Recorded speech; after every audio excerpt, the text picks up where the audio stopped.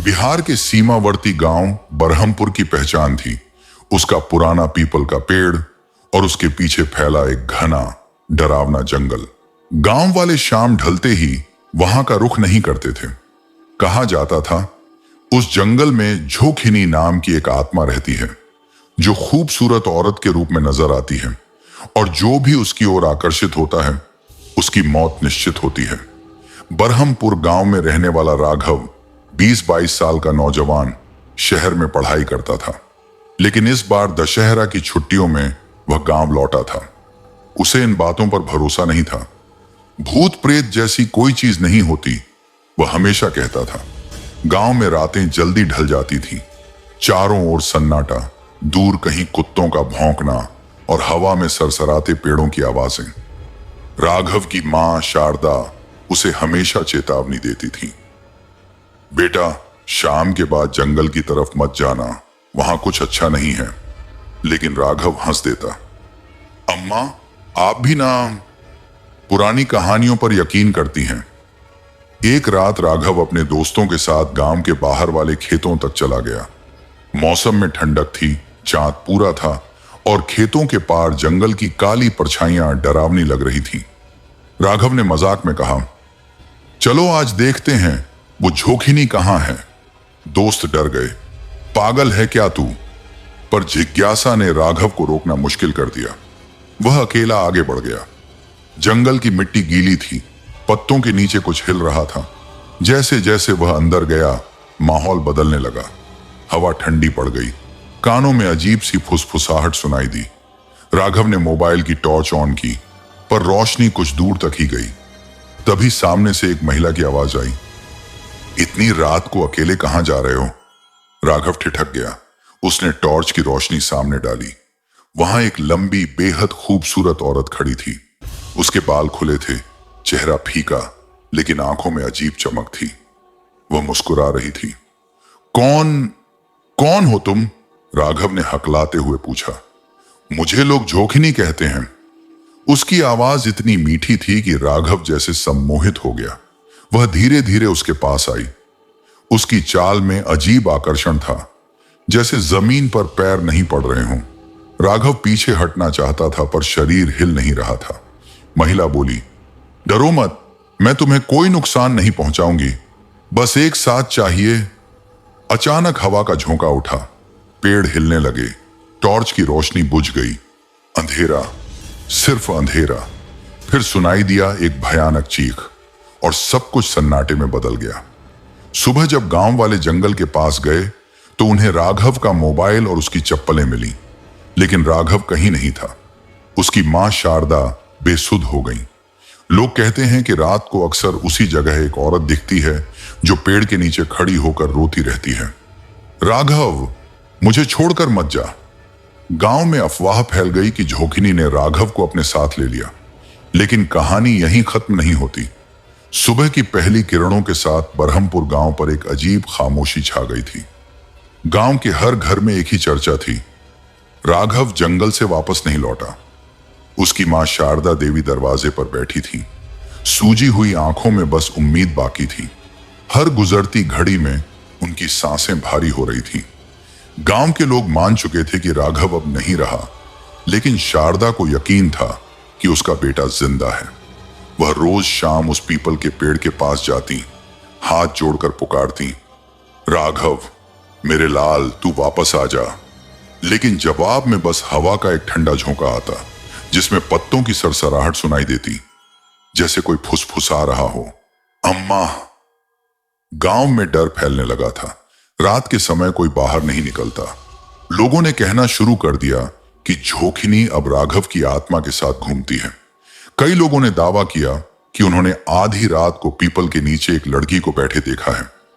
उसके लंबे बाल जमीन तक फैले रहते हैं और वह किसी लड़के का नाम पुकारती है। 3 दिन बाद अचानक एक रात गांव के बच्चे खेतों की ओर से चिल्लाते हुए आए, राघव राघव वापस आ गया। गांव वाले दौड़ पड़े। सचमुच वह राघव ही था, लेकिन उसकी आंखें सुर्ख थीं, चेहरा फीका और शरीर पर मिट्टी और खून के निशान थे। वह चुप था, बस टकटकी लगाए आसमान की ओर देखे जा रहा था। जब शारदा ने उसे गले लगाया तो उसने धीरे से कहा, अम्मा, मैंने उसे देखा। किसे बेटा? उसे, जोखिनी को। राघव अब पहले जैसा नहीं रहा। दिन में चुप, रात में जागता रहता। कभी कभी अचानक कहता, वो यहीं है, मेरे आसपास। गांव वाले डरने लगे। कई लोग कहते कि रात को उन्होंने राघव को जंगल की ओर जाते देखा है, जैसे कोई उसे बुला रहा हो। एक रात शारदा ने देखा, राघव अपने कमरे में नहीं था। वह हाँफती हुई जंगल की ओर दौड़ी। चांदनी में उसने दूर देखा, राघव किसी से बात कर रहा था। वह औरत वही थी, वही जोखिनी। उसका चेहरा अब और ज्यादा डरावना था। आंखों में लाली, होंठ नीले और बाल खून से सने हुए। वह मुस्कुरा रही थी। राघव, तुम मेरे हो, हमेशा से मेरे। शारदा चिल्लाई। बेटा, पीछे देख। राघव पलटा, लेकिन तब तक जोखिनी गायब हो चुकी थी।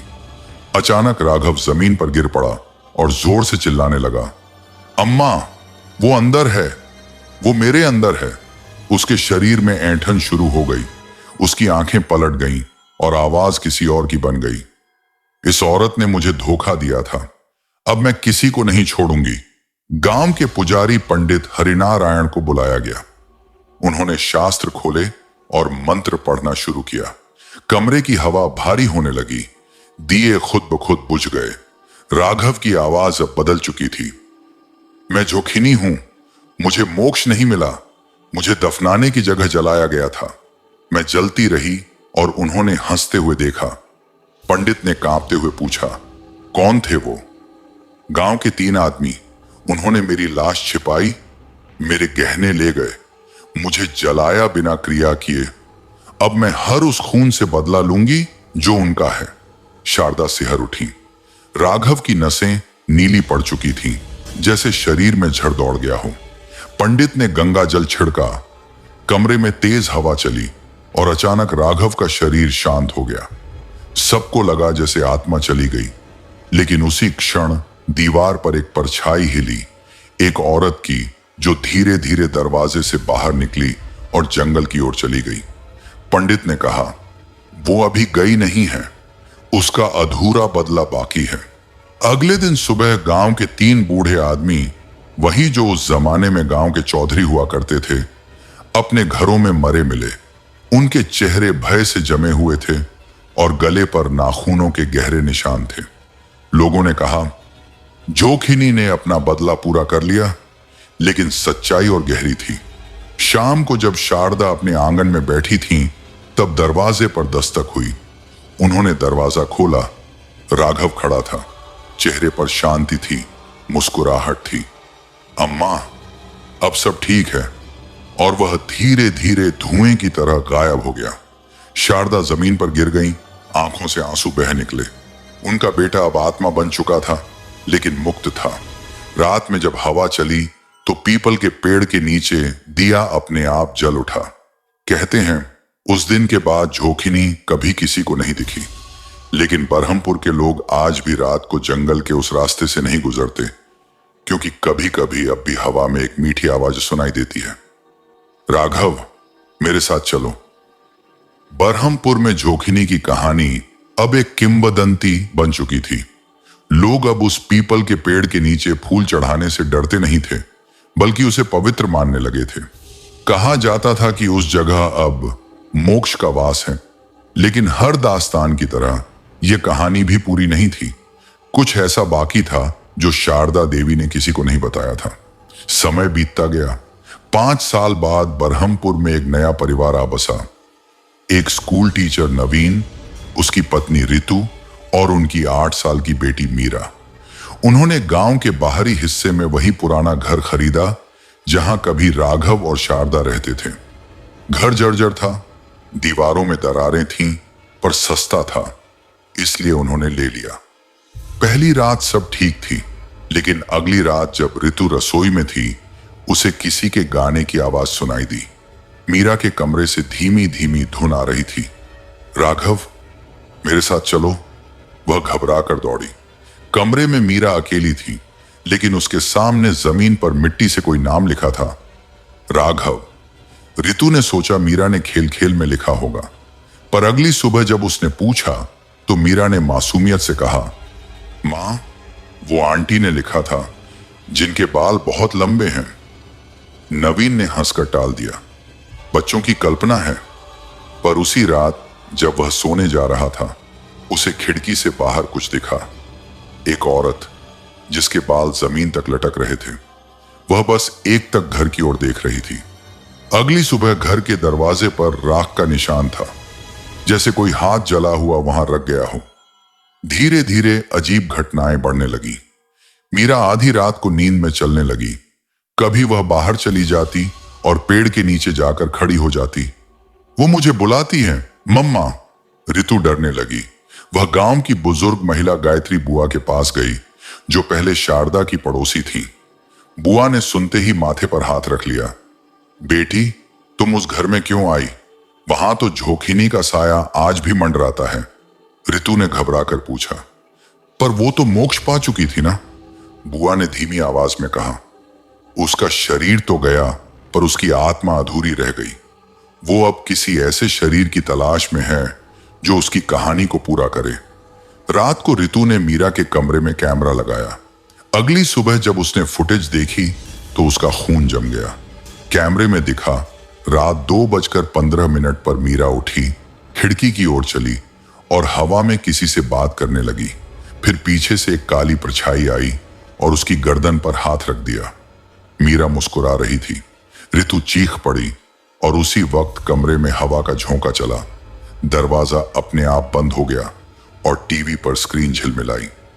टीवी पर एक पुरानी तस्वीर दिखी, राघव और झोंकिनी की। झोंकिनी के हाथ में वही लाल चूड़ियां थीं जो अब मीरा की कलाई में थीं। रितु ने तुरंत पंडित को बुलाया।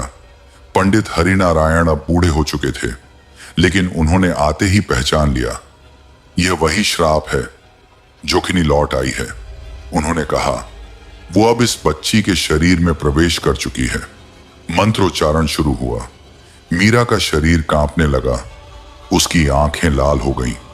उसके मुंह से वही आवाज निकली, मुझे मोक्ष नहीं चाहिए, मुझे मेरा प्यार चाहिए। राघव मेरा है। पंडित ने उत्तर दिया, राघव मुक्त हो चुका है, अब तू भी शांत हो जा। लेकिन मीरा की हंसी गूंज उठी। अगर वो मुक्त है तो मैं भी उसके पास जाऊंगी। अचानक बिजली गुल हो गई। कमरा अंधेरा हो गया। हवा इतनी तेज चली कि दीवारें कांपने लगी और फिर सब कुछ शांत हो गया।